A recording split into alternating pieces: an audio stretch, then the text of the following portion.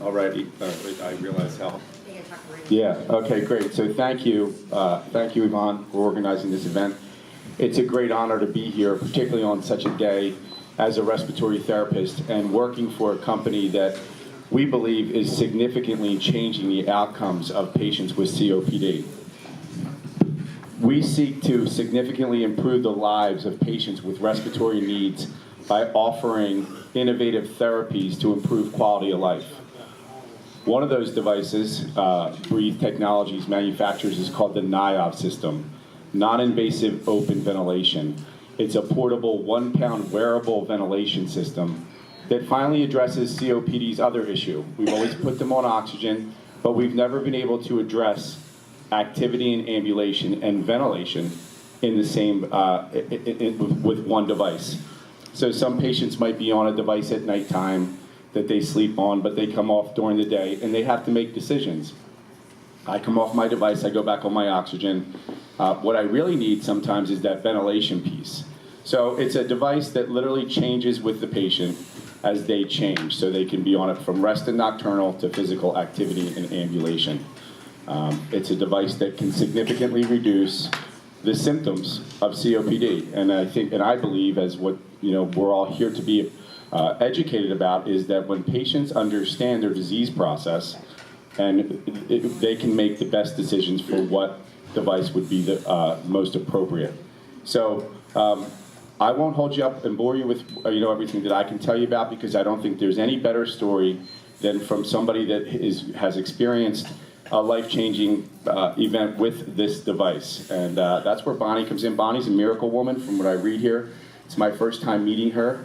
It's always a pleasure being part of a technology, meeting patients, because we've had so many challenges along the way to get to where we're at today, but meeting patients whose lives have changed, and that's what it's all about. It's all about quality of life and helping patients really relieve those symptoms, and then those symptoms of COPD are what are the limiting factors of the disease. So without further ado, I'd like to introduce Bonnie Bretko. Here is my story, which I am so honored to be invited here today. As you know, my name is Bonnie. I'm 70 years old. I was always a very active person. My husband used to always make remarks, do you ever sit down? Well, now I do. As a baby, I had asthma, and it went away. As I hit my 40s, it came back full force. I also had an asthma-induced heart attack, which this is where I met Dr. Tuhig, soon the COPD, and I was tested for the alpha gene, which I also have. I was placed on oxygen, starting with portables at first. The portables would work for so long, and after a while, when I would walk around, my oxygen would drop to under 90, and I would have difficulty breathing. One day, Marlene at Dr. Tuhig's office called me and said that Terry was at the office, and she wondered if I would like to come in. They had a new machine and wondered if maybe it could help. So I agreed to do this. But before this happened, I had a bronchial stent put in. The bronchial stent had moved and cut a main artery in my lungs. I was in intensive care off and on for 3 months. I was in a coma for 11 to 12 days. They did not expect me to survive, and if I did, they thought I would have brain damage. Well, I fooled them all.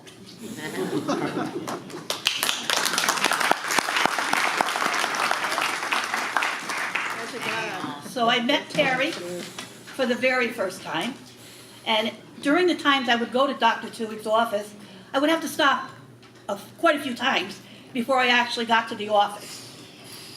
Well, this one day when Terry was there, I went, and they introduced me to the Nova. I always pronounce this wrong. NIO, sorry. And with that, they put it on me, and I walked around the whole office without stopping. Everyone was laughing because I was walking so fast. It has changed my life immensely. I'm able to watch all of my children's and grandchildren's activities. I I'm sorry. I'm not a speaker. This is the first time. Doing a good job. Doing a good job.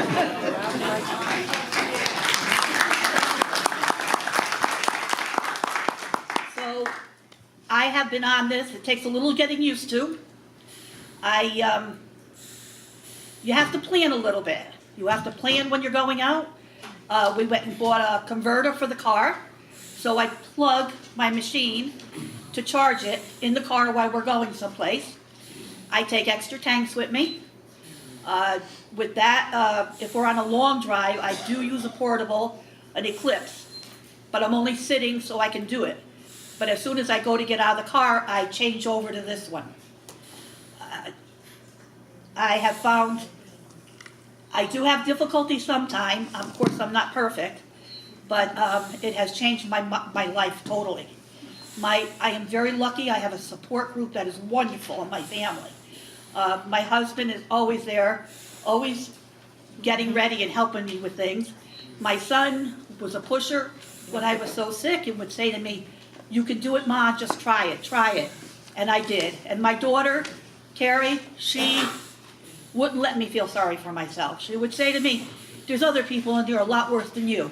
You could do it." And with my family support, I was able to. And then my doctor's support, and with everyone else's support, I have made it here today to thank everyone so much.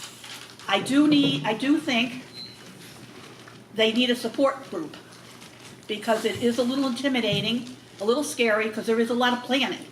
You have to plan when you're going out, and we have to make new bags. We have to have bags that you can actually carry it with you. What are you waiting for? Because otherwise I got to carry all these different bags with me.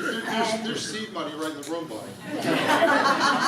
This is my one. I did have a Crown Royal bag, but it Oh, that's but it works. So you do have to be a little creative, and you have to laugh about it. Life is too short, and I want to see my grandkids grow up.